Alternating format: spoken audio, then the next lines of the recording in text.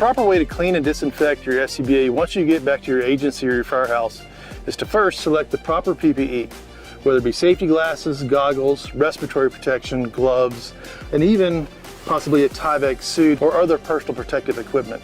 On the PSS 7000, there's 4 dot connectors or snap connectors on the shoulder straps. So we'll undo those 4.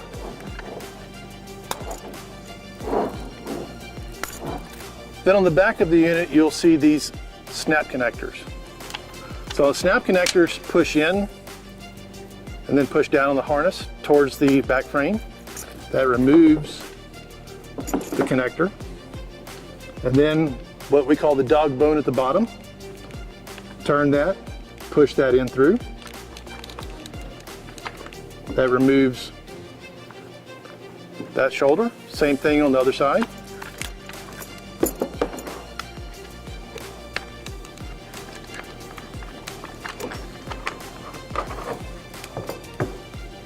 Now the waist pad assembly, I'm going to lay this down.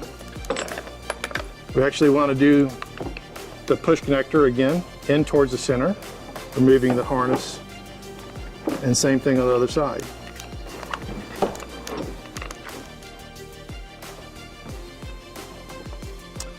So after that, we've actually removed our entire harness assembly from either the PSS 7000 or the PSS 5000. Now once we've completely removed the harness assembly, we can then remove our hoses to get a very deep cleaning on the back frame itself, to get in all the creases and crevices of the back frame. Make sure your components are then separated and laid out and ready for proper cleaning. Now in our instructions for use, we recommend the Spurrier 1008 mild cleaning solution. This is a 1/4 ounce per 1 gallon of water.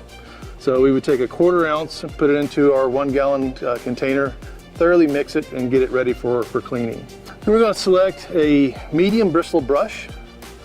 We could even select a smaller brush for more technical cleaning. We have our proper PPE, we have our solution and our cleaning utensils. We're then going to start our cleaning process. We've already disassembled our back frame from our SCBA.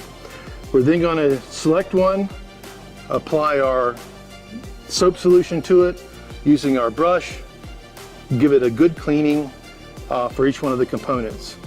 Once those have been cleaned, we're then going to rinse them out and let them air dry. Again, keep in mind, we don't want to have these in sunlight for UV exposure. So in a nice cool area within the bay is perfectly fine. If you have a drying solution or an automatic dryer, reference your instructions for use for the proper selections and temperature selections. We've already cleaned our straps, so now we're on to the back frame itself. So when we clean our back frame, if we choose to take the cylinder off, we would make sure we use a plug here. Plug goes into the first stage pressure reducer to prevent water or debris from getting into the pneumatics. We have that selected. We've removed our second stage, our LDV, for proper cleaning by our technicians. Again, using our brushes and our solution, we would then do a good cleaning, leaving our battery pack in, rinse, and then let air dry, or again, if you have a dryer systems, following the instructions for use for the proper settings.